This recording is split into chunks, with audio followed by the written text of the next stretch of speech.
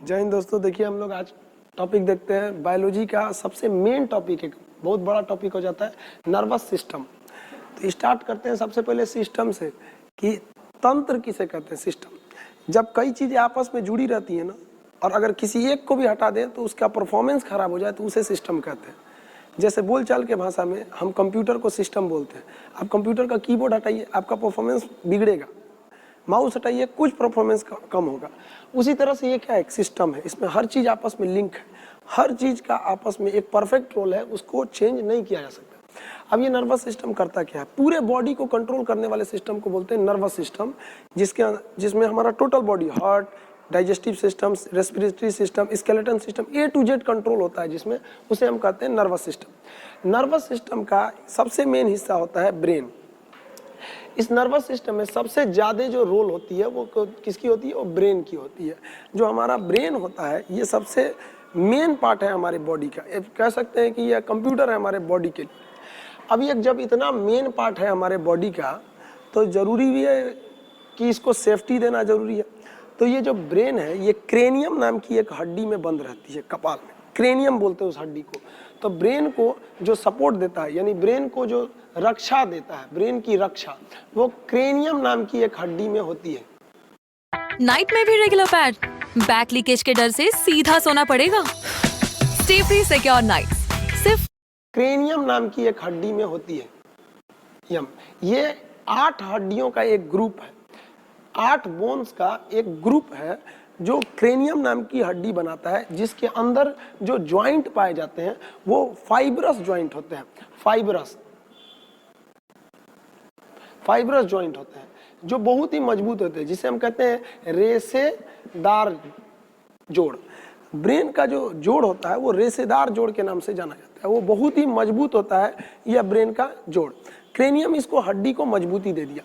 अब जो ये मजबूती दिया क्रेनियम नाम की हड्डी, तब इसके अंदर हमारा ब्रेन आ जाएगा।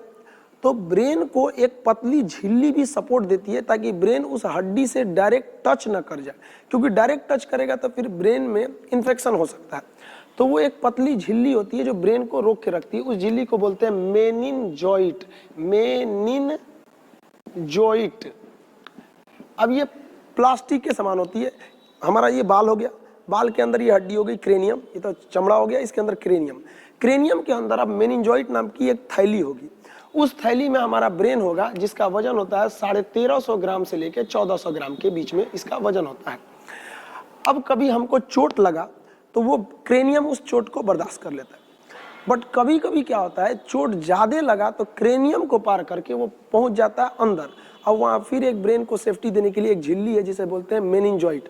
अगर मेनिनजॉइट डिस्टर्ब हो गया, उसको अगर क्षति पहुंच गई, तो फिर आपको एक बीमारी होगी जिसे बोलते हैं मेनिनजाइटिस नाम की बीमारी, जो आप डिजीज नाम के चैप्टर में पढ़ेंगे, ब्रेन नाम के चैप्टर में नहीं। उसके बारे में हम ज़्यादा फोकस डिजीज नाम के चैप्टर में करेंगे। तो ये हो गया आपका मेनिनजॉइट नाम का चैप्टर।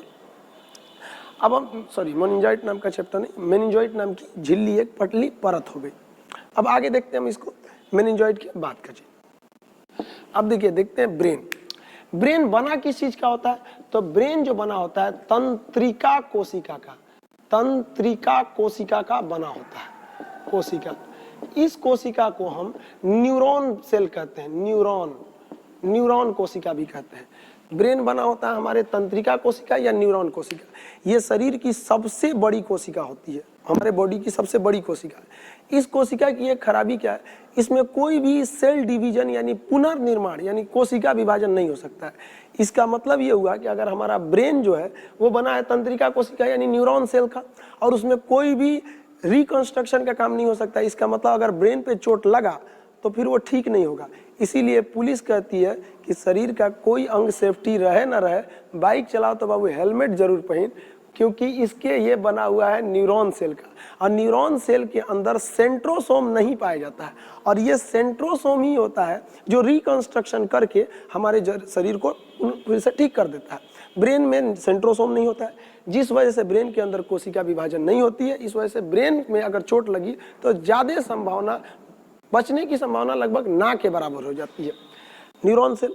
अब एक चीज़ और हम जानते हैं कि सेंट्रोसोम अगर सेल डिवीजन यानी कोशिका विभाजन बहुत ज़्यादा कर देता है तो उसी को हम कैंसर कहते हैं। ये सेंट्रोसोम हमारे ब्रेन में होता ही नहीं है। इसका मतलब ब्रेन में कोई भी कोशिका विभाजन, सेल डिवीजन होती नहीं है। और जब सेल डिवीजन नहीं होती है तो बहुत ज़्यादा सेल डिवीजन की बात ही नहीं आती है, तो फिर कैंसर कैसे होगा? बावजूद इसके ब्रेन में कैंसर हो जाता है। एक जगह हम बोल रहे हैं कि ब्रेन बना है तंत्रिका कोशिका का, जिसे कहते हैं न्यूरॉन सेल, जिसमें कोई भी कोशिका विभाजन नहीं होता है क्योंकि उसमें सेंट्रोसोम नहीं होता है। फिर कैंसर क्यों हो जाता है? तो इसका प्रॉब्लम क्या समझिए। ब्रेन का 90% भाग जो होता है वो न्यूरॉन सेल का बना होता है, यानी तंत्रिका सेल का, जिसमें सेंट्रोसोम नहीं होता है और जिसमें कोशिका विभाजन नहीं होती है, और वो कैंसर नहीं हो सकता है। लेकिन ब्रेन का कुछ भाग, लगभग 10% भाग न्यूरॉन गिलियल सेल का बना होता है। वो न्यूरॉन गिलियल सेल में सेंट्रोसोम पाए जाते हैं और वो सेंट्रोसोम की वजह से कोशिका विभाजन हो जाती है, और वो जब कंट्रोल के बाहर होता है तो ब्रेन में कैंसर हो जाता है।